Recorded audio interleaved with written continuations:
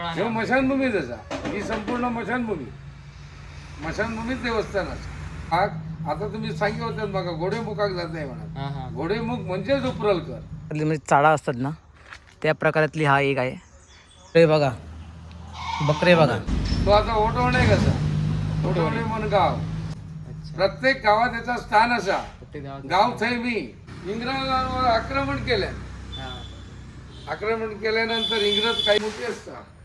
11:15 वाजता सगळ्यांना ओढून. नमस्कार मंडळी, आज आपण भेट देणार आहोत सुंदर कोकणातल्या उपरलकर देवस्थानकडे. सावंतवाडी शहरापासून थोड्याच अंतरावर निसर्गाच्या कुशीत बसलेलं आणि खूप शांत पवित्र देवस्थान आहे. आजच्या या ब्लॉगमध्ये आपण सर्व कव्हर करणार आहोत. इथला निसर्ग, इथपर्यंतचा रस्ता आणि सर्वात महत्त्वाचं येथील शांतता आणि दर्शन. श्रीदेव उपरलकरला 365 चाळ्यांचो अधिपती म्हणून ओळखतात. म्हणजे 365 दिवस भक्तांच्या संकटावर मात, त्यांच्या अडचणीवर मार्ग दाखवणारे राखणदार.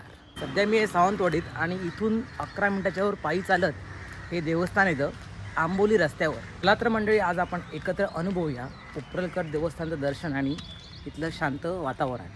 मंडळी बघा, हा सावंतवाडीकडे जाणारा रस्ता आहे आणि हा एस टी डेपोकडे, आणि जो हा रस्ता दिसतोय तो जातो आंबोलीकडे. आणि 11 मिनिटाच्या पायी चालत आपण पोहोचणार आहोत उपरलकर देवस्थानकडे. मंडळी बघा, चालत आलो आहे इथपर्यंत. दोन्ही बाजूनी बघा, चारही बाजूनी झाडं आहेत. इथलं शांत वातावरण आणि पक्ष्यांचा आवाज आणि रोड असल्यामुळे ना गाड्या ये जात असतात, पण मन शांत झालेला एकदम. अशा निसर्गाच्या साधीनं चालताना ना मनाला खूप शांती मिळते. कोकणातील ही सुंदर पायवाट एक वेगळाच अनुभव देते. हा आहे सावंतवाडी रोड आणि हा आहे बेळगावला जाणारा आंबोली. त्याच्या जस्ट ऑपोजिटच मंदिर आहे श्रीदेव उपरलकर. बघा, सुंदर आणि शांत ठिकाणी हे देवस्थान आहे.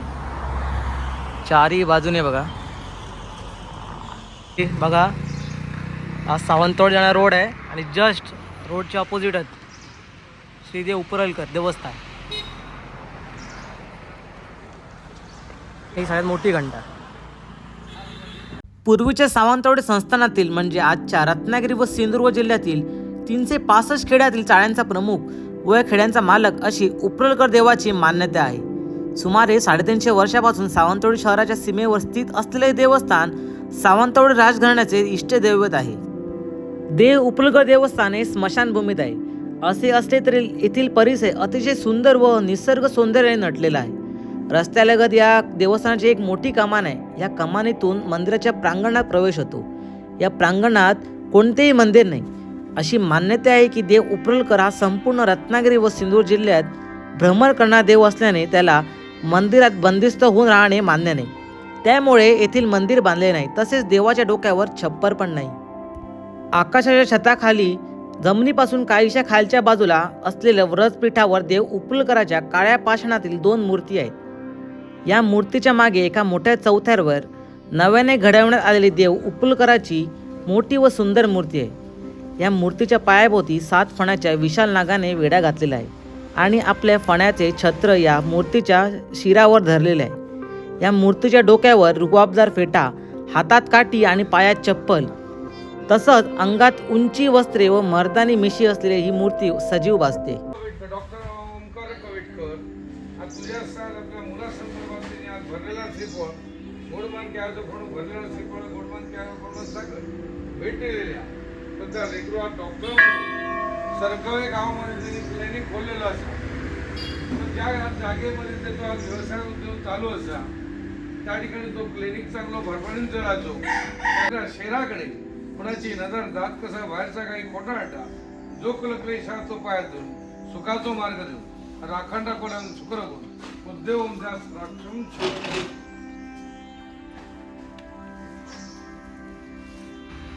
तर काका आमका सांगा की उपरलकर देवाची थोडक्यात माहिती सांगा आणि तुमच्याबद्दल सांगा. हे उपरलकर देवस्थान हा रत्नागिरी जिल्हा प्रथम रत्नागिरी जिल्ह्याचा अधिपती आहे. बरोबर. 365 गावाचा अधिपती म्हणून ओळखला जातो. चाळ्याचं देवस्थान आहे. बरोबर. तर 365 चाळे तर हे संस्थान आहे शिवरामराजे भोसले.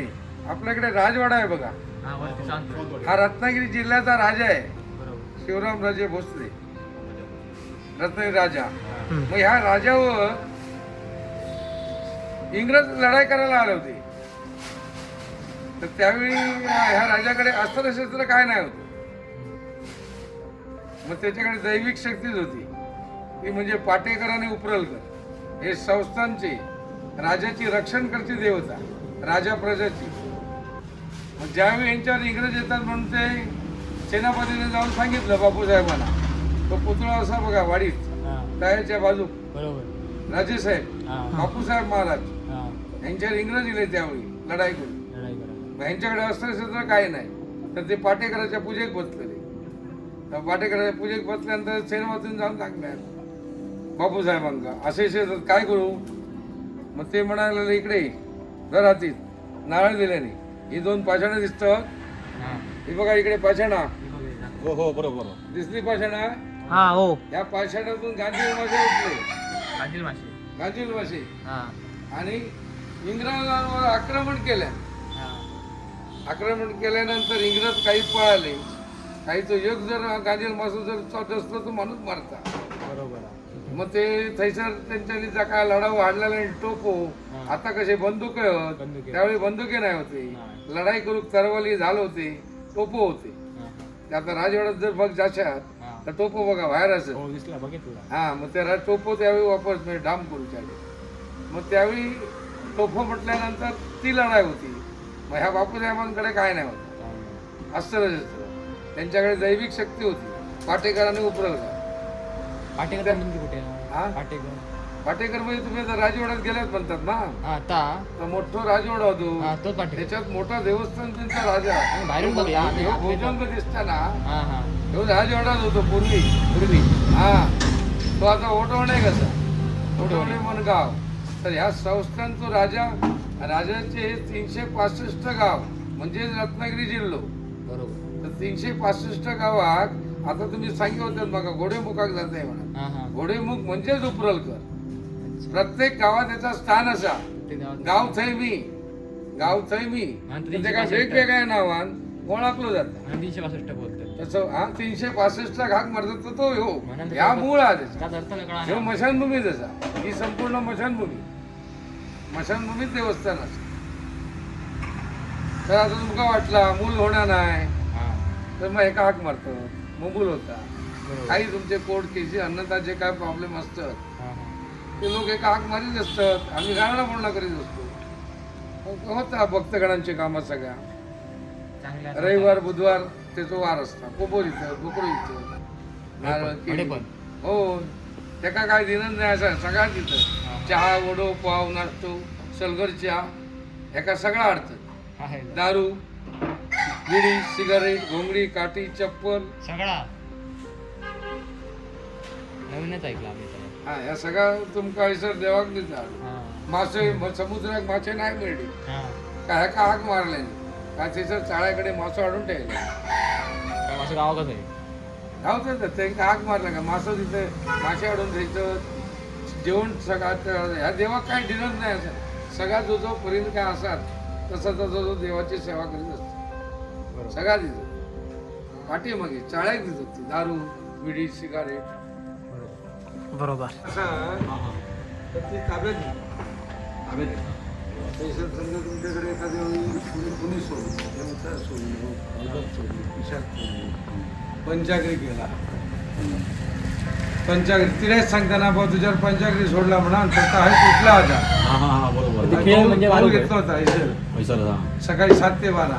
7 ते 12 सकाळी. सकाळचं कोण लागतं 7 ते 12 पर्यंत. कोंब्यांचं काय कुंभे झाडा ते काय शिटी दिसणार नाही. बरोबर. खातात फुले कुत्रे असे आलं ते खातात. प्राणी असते हा, माणसा घालत नाही, माणसा घालत नाही, माणसा नाही घालत ना.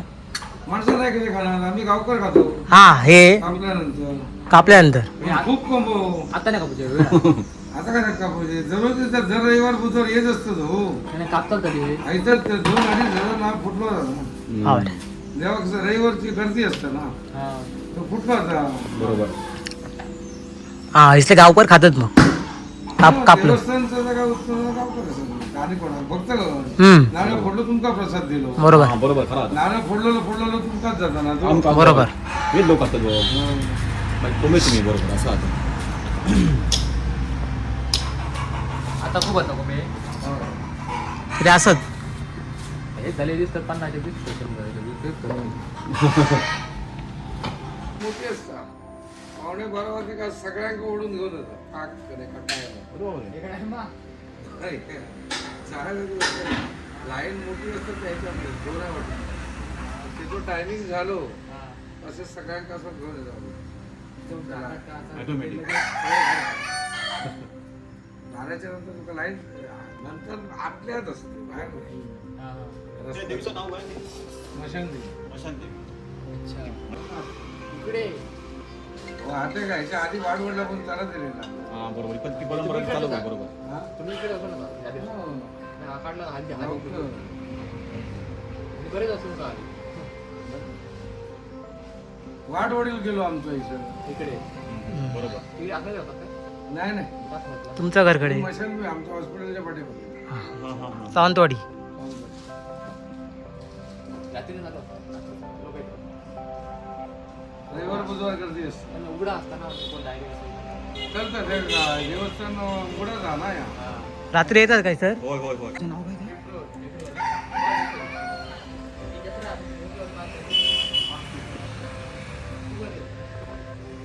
गर्दी पाय ठोक जागा नाही 1800 किलोचा प्रसाद असतो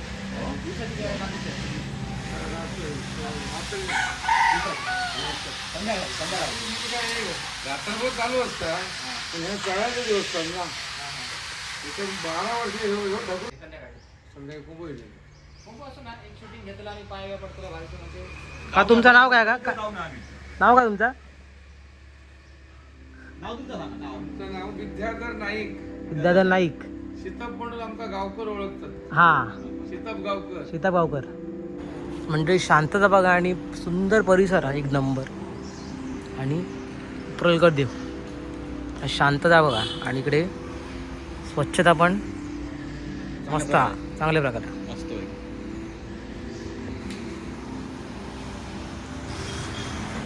आणि बघा निसर्ग म्हणजे पाठीमागून पूर्ण निसर्ग बघा पाठीमागून झाडांनी भरलेला.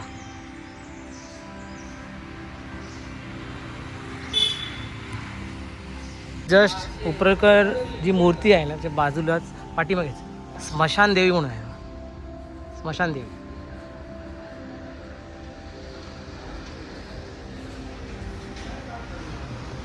तर कधी आल्यास नक्की भेट द्या. मंडळी चारही बाजूने बघा झाडच झाडं आहे आणि हे उपरकर देवस्थानचं मंदिर पाठीमागून घेतलं आहे हा शॉट.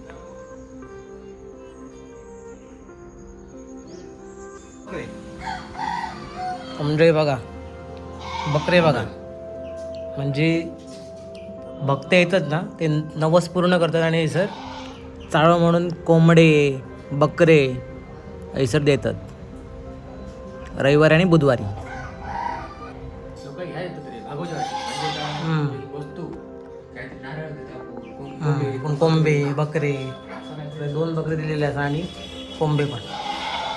आणि इकडे पण सगळे कोंबे सोडलेले आहेत म्हणजे सगळे दिलेले कोंबे हे सगळे दिलेले कोंबे आहेत म्हणजे लोकांनी. रविवारचे 500 ते 1000 कोंबे दिवसात सोडतात. रविवारचे आणि शनिवार रविवार सगळे नवस पूर्ण करू सगळे कोंबे सोडले असतात हे बघा. आता आपण वरती जाऊया काय वरती जाऊया स्मशान देवी आणि आता इकडून आपण वर जाऊया. वर पण एक मंदिर आहे काकाने सांगितलं की एक वर मंदिर आहे तर आपण मंदिर बघून घेऊया. आता बघा इकडून चलत गेलं ना इकडे पायऱ्या लागतेले. चला आता आपण चारही बाजूंनी झाडं आणि इकडून समोरून पायऱ्या लागणार. तसंच इकडे विहीर आहे पिण्याच्या पाण्याची असावी.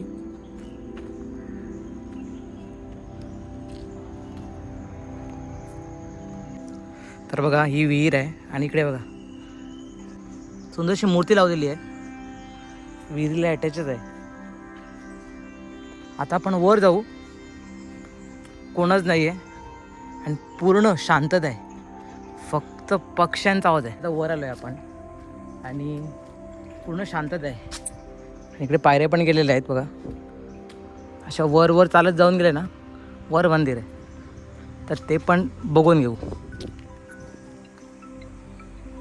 सुंदर शांतता आहे आणि फक्त मला पक्ष्यांचा आवाज आणि रस्ता असल्यामुळे थोड्या गाड्यांचा आवाज येणारच आहे, पण पूर्ण शांतता आहे. आता बघा तर मंडळी बघा, फायनली पोचलो आहे वर मंदिराकडे.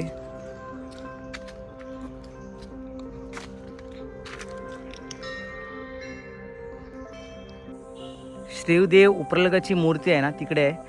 आणि इकडून आपण वर आलो आहे आणि तुम्हाला हा व्ह्यू दाखवतो बघा. चारी बाजूनी जंगल आहे आणि समोर ही देवाची घुमटी.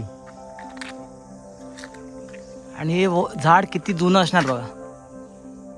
पूर्ण जे फांदे आहेत ना, इथपर्यंत पूर्ण गेलेले आहेत. तसंच इकडे बघा, जेव्हा भक्त येतात ना, इकडे खिळे ठोकतात झाडाला. त्या झाडाला खिळे ठोकले आहेत बघा, कदाचित चाळा म्हणून. देवाच्या प्रकारातली म्हणजे चाळा असतात ना, त्या प्रकारातली हा एक आहे. जेव्हा भक्त येतात तेव्हा इकडे चाळा म्हणून खिळे ठोकले जाते. तसंच मंडळी या जुलैमध्ये मी परत येणार आहे आणि इकडचा तुम्हाला व्ह्यू दाखवणार आहे. म्हणजे हा आता मार्च एप्रिलमधला व्ह्यू आहे आणि तुम्हाला मी आता जुलै ते ऑगस्ट हा दरम्यानचा व्ह्यू दाखवणार आहे. कारण हे जे असणार आहे ना पाठीमागचं, हे सगळं हिरवगार होणार आहे. आणि कदाचित इथून पण ना पाणी येणार आहे, इथून वरून धबधबा टाईप इकडून खाली जाणार आहे. तर आपण आता जुलैमध्ये इकडे बघूया कसं असतं ते, आणि तुम्हाला पण जुलै ऑगस्टमधला हा व्हिडिओ नक्की दाखवेन. म्हणजे आज आपण अनुभव घेतला उपरलकर देवस्थानाचा आणि हा अनुभव खूप छान होता, मस्त होता. अशा पवित्र ठिकाणी आल्यावर ना मनाला खूप शांती मिळते. जर तुम्ही कधी सावंतवाडीत किंवा कोकणात आला असेल तर उपरलकर देवस्थानला नक्की भेट द्या. जर तुम्हाला हा व्हिडिओ आवडला असेल तर नक्की लाईक करा, कमेंट करा आणि शेअर करा. चॅनलवर नवीन असाल तर नक्की सबस्क्राईब करा. भेटूया एका नवीन व्हिडिओमध्ये आणि सुंदरशा एका नवीन प्रवासात. तोपर्यंत सगळ्यांनी बोला जय उपरलकर, हर हर महादेव.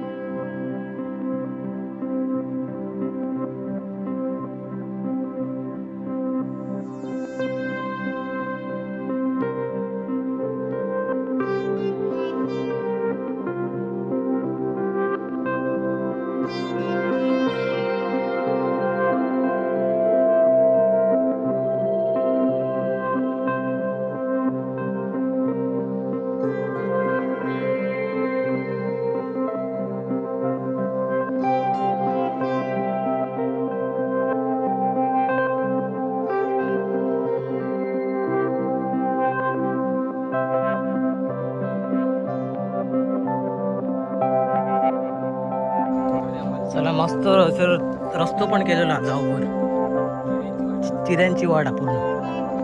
आणि या वड आहे सर, आणि चारी बाजून पूर्ण जंगल,